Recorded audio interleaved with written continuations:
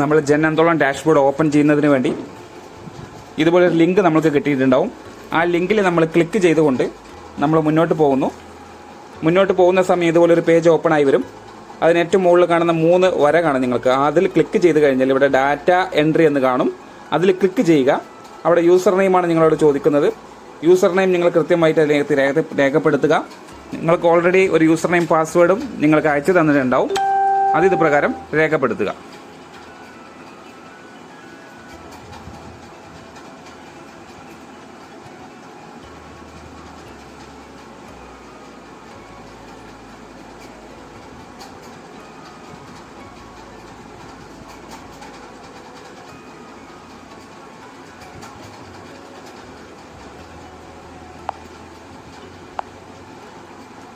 പാസ്വേഡും അത് തന്നെയാണ്. ജസ്റ്റ് കോപ്പി ചെയ്ത് താഴേക്ക് പേസ്റ്റ് ചെയ്താലും നിങ്ങൾക്ക് ഇത് ഓപ്പൺ ആയി വരും. ശേഷം ലോഗിൻ എന്നുള്ള ഭാഗം ക്ലിക്ക് ചെയ്യുക.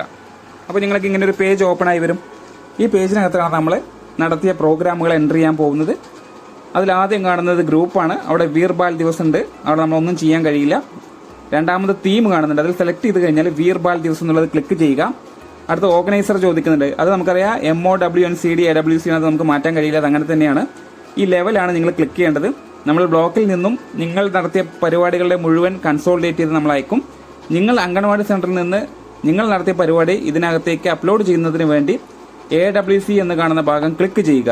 തൊട്ട് താഴെ സെലക്ട് AWC എന്ന് കാണും. അപ്പോൾ ഈ ലിസ്റ്റിൽ ക്ലിക്ക് ചെയ്ത് കഴിഞ്ഞാൽ നമ്മളുടെ പ്രൊജക്റ്റിനകത്തിലെ മുഴുവൻ സെന്ററുകളുടെ ലിസ്റ്റും കാണും. അതിൽ നിങ്ങളുടെ സെന്റർ ഏതാണ് അത് ക്ലിക്ക് ചെയ്യുക. അതിനുശേഷം ആക്ടിവിറ്റി എന്ന് കാണുന്നുണ്ട്. സെലക്ട് ആക്ടിവിറ്റി ക്ലിക്ക് ചെയ്ത് കഴിഞ്ഞാൽ ആദ്യം കാണുന്ന കണ്ടക്ടിങ് ECC ആക്ടിവിറ്റീസ് ക്ലിക്ക് ചെയ്യുക. ഫ്രം ഡേറ്റ് ചോദിക്കുന്നുണ്ട്. 20-ാം തീയതി സെറ്റ് ചെയ്തു. ടു ഡേറ്റ് അത് നമുക്ക് 20 തന്നെ സെറ്റ് ചെയ്യുക. അല്ലെങ്കിൽ 21 ഏത് ദിവസമാണോ നമ്മൾ നടത്തുന്നത് അത് പ്രകാരം സെറ്റ് ചെയ്ത് പാർട്ടിസിപ്പേഷൻ ഡീറ്റെയിൽസ് ആണ് നമുക്കിതിൽ അഡൽട്സിന്, ചിൽഡ്രൻ, അതുപോലെ പ്രീ സ്കൂൾ കുട്ടികൾ, AG കുട്ടികളെയൊക്കെ പങ്കെടുപ്പിക്കാം. പങ്കെടുത്ത കുട്ടികളുടെ എണ്ണം നമ്മളിവിടെ രേഖപ്പെടുത്തുന്നു.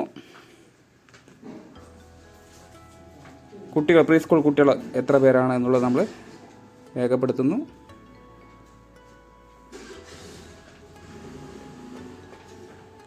AG കുട്ടികൾ എത്ര എന്നുള്ളത് ക്ലിക്ക് ചെയ്ത് കഴിഞ്ഞതിന് ശേഷം നമ്മൾ ഇവിടെ ഫോട്ടോ അപ്ലോഡ് ചെയ്യാനുള്ള ഒരു ഓപ്ഷൻ ഉണ്ട്. അതായത് നമ്മൾ ഏത് പരിപാടികളാണോ നമ്മൾ ഈ വിഷയവുമായി ബന്ധപ്പെട്ട് നടത്തിയിട്ടുള്ളത് അതിൻ്റെ ഒരു ഫോട്ടോ നമ്മൾ പരിപാടി നടത്തി കഴിഞ്ഞതിൻ്റെ ഒരു ഫോട്ടോ നമ്മൾ ഫോണിനകത്തേക്ക് ഉണ്ടാകും. അത് നമ്മളിതിലേക്ക് അപ്ലോഡ് ചെയ്യുക. അതിന് ബ്രൗസ് ഫയൽ എന്ന് കാണുന്ന ഭാഗം ക്ലിക്ക് ചെയ്യണം. അതിന് മുന്നേ നിങ്ങൾ ശ്രദ്ധിക്കണം, നമ്മൾ PMMBY പോലെ തന്നെ നമ്മൾ ഫോട്ടോ അപ്ലോഡ് ചെയ്യുമ്പോൾ കുറച്ച് കണ്ടീഷൻസ് ഉണ്ട്.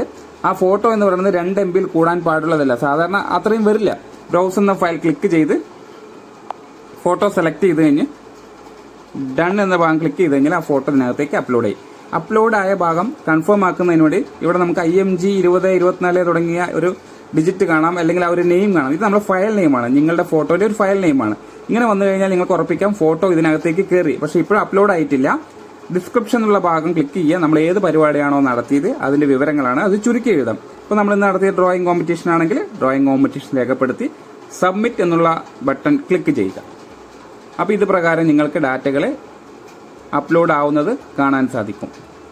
ഇങ്ങനെ കറങ്ങിക്കഴിഞ്ഞു കഴിഞ്ഞാൽ നമ്മൾ രേഖപ്പെടുത്തിയ വിവരങ്ങളൊക്കെ മുന്നോട്ട് പോകും. നിങ്ങൾക്കൊരു ഫൈനൽ മെസ്സേജ് കൂടെ അതിൽ കാണാൻ പറ്റും. അതുവരെ നിങ്ങൾ വെയിറ്റ് ചെയ്യുക.